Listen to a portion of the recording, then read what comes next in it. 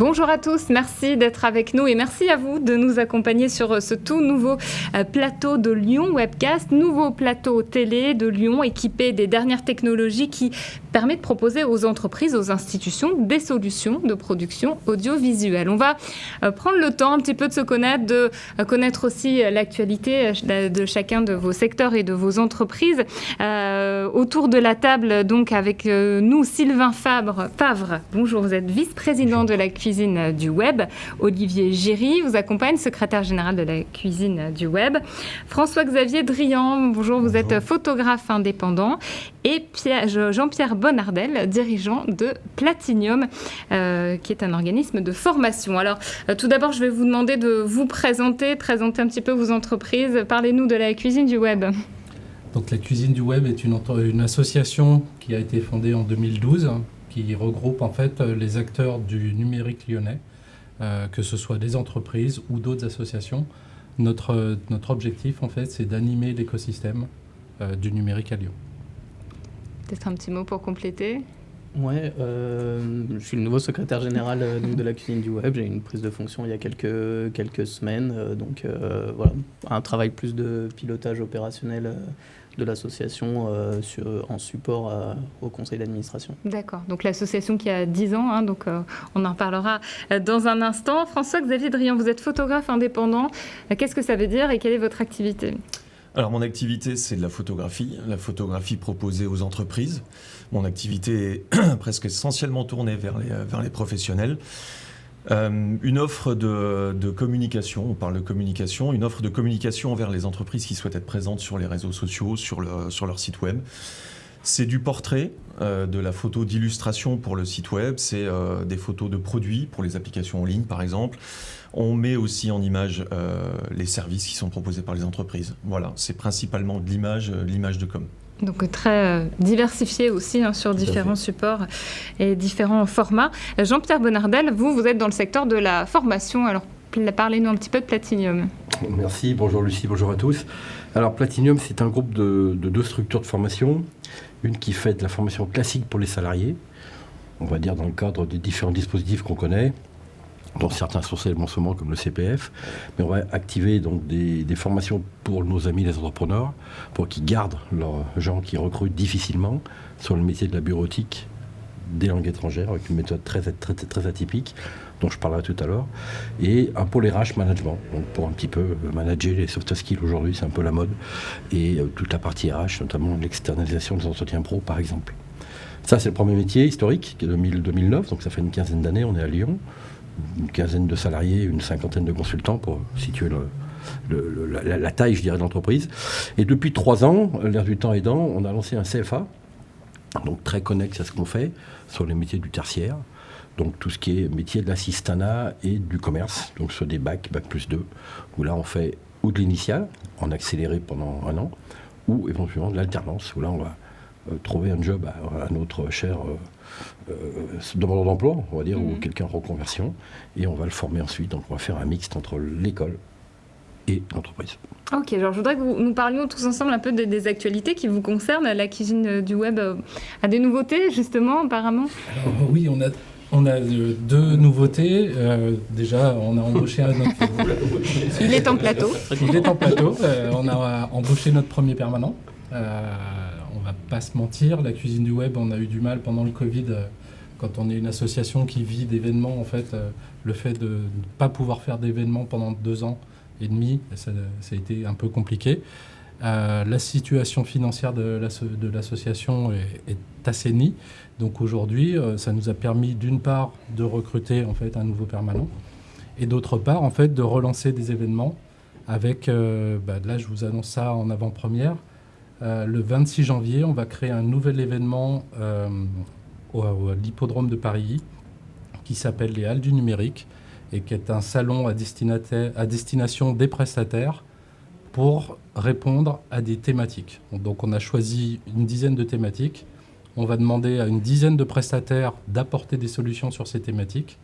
Et l'objectif, en fait, c'est de proposer des créneaux de rendez-vous entre les décideurs des entreprises à Lyon pour pouvoir rencontrer en fait des prestataires qui peuvent apporter des solutions à leurs problématiques.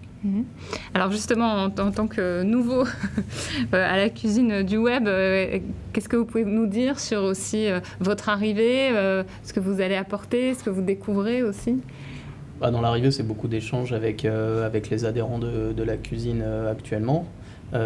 Et puis de prendre un petit peu le pouls de ce qui se passe dans l'écosystème lyonnais et surtout de noter un petit peu toutes les attentes. On a des gros événements comme un banquet par exemple où les entrepreneurs lyonnais se retrouvent, peuvent échanger autour d'un dîner, d'un apéro. Donc ça, c'est quelque chose qui est attendu et ce qui fait que ça permet un petit peu de se rendre compte de qu'est-ce qu'on va faire en 2023. Donc là, comme vient de le dire Sylvain, on relance toute la partie événementielle parce qu'on n'a pas pu en faire pendant plus de 2 ans. Donc il y a vraiment cette remise en route, on va dire, opérationnelle de l'association sur des rencontres, des groupes de travail, etc. Alors justement, la crise sanitaire, ça a été effectivement impactant pour beaucoup d'entreprises. Ça a concerné aussi la formation. Et aujourd'hui, Jean-Pierre Bonnardel, est-ce que vous développez d'autres choses ? Alors effectivement, la crise du Covid, on va dire pour faire simple, a été un peu compliquée pour notamment certains centres de formation. On nous a fait fermer, carrément. On a été fermé 4 mois. Donc là, je ne vous dis pas évidemment l'exercice de style qu'il a fallu pour continuer de former les collaborateurs, enfin les salariés qu'on avait, les apprenants qu'on avait. Ça a été un petit peu compliqué dans la notion de développement du commerce parce que néanmoins, on est une entreprise comme une autre, il faut aller voir les clients et le télétravail ou tout du moins les visios en web pour vendre des projets, c'est pas tout à fait la panacée, on va dire. Mais bon, on en est sorti. On a fait une excellente année, on va dire, mi-2021, mi-2022, parce que nous, on termine en juin. Donc, on a fait une grande année, on va dire, par rapport au Covid, à l'année post-Covid, qui était, elle, moyenne. Mais bon, on est, comme disait Sylvain, assaini au niveau financier. Voilà. Alors, évidemment, maintenant, il s'agit de rebondir. On a évidemment des vents contraires avec ce qui nous arrive en Russie, ce qui nous arrive avec le carburant. Enfin, je dirais que je pense que quand on est chez l'entreprise, il faut être un petit peu fou, dans le sens où il faut faire abstraction de tout ce qui se passe à côté, et puis avoir sa ligne de conduite. Donc, nous, on en a plusieurs lignes de conduite. On en a 2 grandes par rapport on va dire, à l'actualité. C'est de faire focus sur toute la partie financement, parce qu'on parle quand même beaucoup aujourd'hui d'argent, néanmoins dans la formation. Et on peut se targuer d'avoir une spécialité, c'est d'apporter l'argent, tout du moins tout ou partie, pour quelqu'un qui vient nous voir, qui veut former ses collaborateurs ou des associations qui veulent former aux adhérents, par exemple. On a quand même des astuces liées à des choses, j'entends, sérieuses, parce qu'on a vu tellement de magouilles dans le CPF. Le CPF en fait partie, mais pas que. Donc on est assez teinté avec cette particularité, cet ADN qui est de dire on va répondre aux problèmes pédagogiques et surtout on va essayer d'apporter de l'argent. Ça, c'est vraiment un focus important parce que quand même, c'est un pôle essentiel dans le monde de la formation que l'argent. Puis le deuxième, on a une grosse actualité sur notre école de langue où on a redéployé une nouvelle plateforme. On a une plateforme assez atypique de formation, enfin une méthode pédagogique assez atypique avec une préparation en amont avec un audio, un face-à-face pédagogique avec un formateur, un logiciel qui pilote les rendez-vous, c'est-à-dire qu'on prend ses rendez-vous à peu près quand on veut, ce qui permet pour des cadres ou des cadres supérieurs ou des salariés de placer ces formations quand ils le souhaitent, c'est pas une contrainte. Et donc, on a mis en avant depuis maintenant 1 mois, début octobre, donc c'est frais, une nouvelle plateforme, toute belle, toute propre, avec des belles images, des belles photos, beaucoup de corrections au niveau de nos audios, il y a un petit peu d'erreur. Donc là, maintenant, on va un petit peu pousser sur cette communication pour continuer à développer l'activité des langues, qui est assez porteuse, il faut bien le dire. François-Xavier Drian, vous, votre activité, votre actualité, est-ce qu'elle évolue aussi en fonction de la conjoncture, tout simplement ? Elle a suivi, effectivement, elle a évolué, elle a suivi un petit peu la problématique, enfin la question en tout cas des événements. En tant que photographe pour les professionnels, il y a aussi la question des événements d'entreprise. Pendant 2 ans, les entreprises n'ont pas osé réunir leurs salariés, se réunir entre elles et organiser des fêtes par peur que ça devienne un foyer de contamination. Et du coup, Sur 2022, effectivement, on a vu les entreprises se réunir à nouveau parce qu'elles en avaient vraiment envie. Ça faisait un moment qu'elles n'avaient pas pu avoir des contacts festifs avec leurs entreprises, avec leurs employés. Et du coup, c'était l'occasion de pouvoir se réunir à nouveau. Pour nous, en tant que photographes, de pouvoir aller faire quelques images parce qu'une entreprise, elle investit un petit peu d'argent dans ces événements-là. Et puis, elle a envie que les employés puissent en profiter aussi. Donc, du coup, on fait pas mal d'images et c'est bien. Ce que la crise sanitaire a modifié aussi, c'est le rapport avec le numérique, justement. Les entreprises, de plus en plus, ont souhaité continuer à être présentes auprès de leur audience. Et ça passe par les réseaux sociaux, ça passe par des publications et du coup, un accompagnement de notre part sur les ventes qu'elles peuvent faire en ligne. Moi, j'ai eu pas mal cette année de demandes pour de la photo de produits à mettre en ligne sur des applications de vente en ligne. Et donc en ça a été une vraie modification de la façon de communiquer. Donc ça, effectivement, un travail d'adaptation aussi en ce qui vous concerne pour suivre les besoins, les évolutions des entreprises. Oui, vraiment une proposition, puis aussi de nouvelles offres comme l'animation d'images, les photos, les vidéos qui existaient déjà. Aujourd'hui, on a moyen de les rendre plus dynamiques et de les proposer en tant que support pour les publications sur le web, d'y ajouter des messages écrits, d'y ajouter un peu de musique. Voilà, une nouvelle façon d'être présent sur le web. Et en tout cas, pour moi, de nouvelles offres pour les entreprises. Alors, la vidéo, justement, c'est un nouvel outil qui est de plus en plus utilisé dans un univers de plus en plus audiovisuel. Et puisque nous sommes ici sur notre nouveau plateau de Lyon Webcast, je me permets de vous poser la question, comment est-ce que vous envisagez votre communication future davantage axée sur la vidéo ? Alors nous, aujourd'hui, en fait, on a une présence sur les réseaux sociaux qui est déjà très importante. Et c'est déjà quelque chose qu'on utilise, la vidéo. Par contre, effectivement, aujourd'hui, en fait, il manque un outil comme celui-ci, en fait, pour pouvoir organiser des conférences ou des rencontres, en fait, ce qu'on ne peut pas faire, nous, aujourd'hui, simplement. Donc, c'est effectivement un nouvel outil qui tient tout son sens. Des émissions également où la parole peut circuler. Oui, complètement. La parole, elle est donnée, en fait, nous, dans notre écosystème, on parle d'adhérents, de clients. En fait, nos adhérents, aujourd'hui, ont des messages à faire passer. On peut tout à fait imaginer les réunir comme ça, une table avec des interviews où il y a un sujet qui est débattu. On parle beaucoup depuis quelques temps du numérique responsable. Ça peut tout à fait faire sens d'organiser des débats,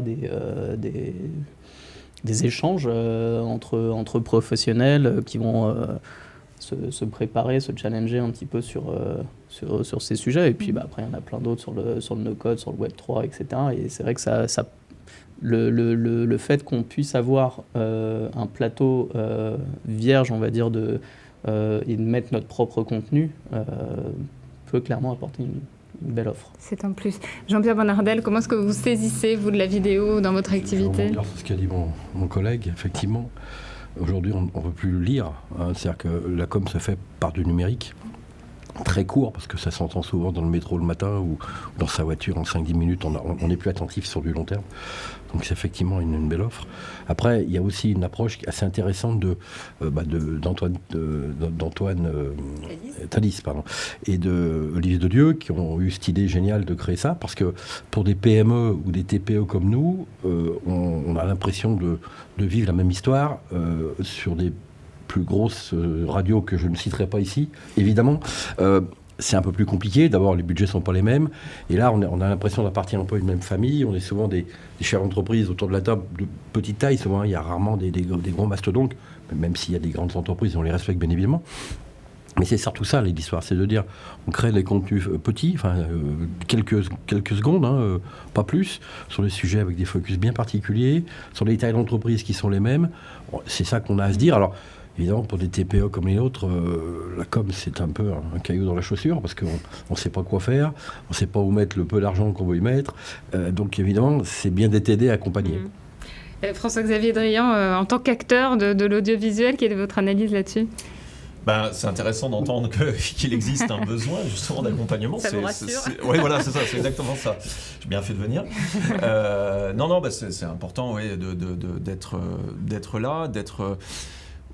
au milieu de l'activité telle qu'elle est, Lyon Entreprise, Lyon Webcast, aujourd'hui, c'est un réseau aussi de dirigeants.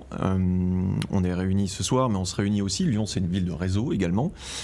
Donc, c'est important de participer à ces réseaux-là. C'est important d'être présent, de rester en mouvement. Et du coup, la com, elle se fait aussi à ce niveau-là. Elle se fait à ce moment-là.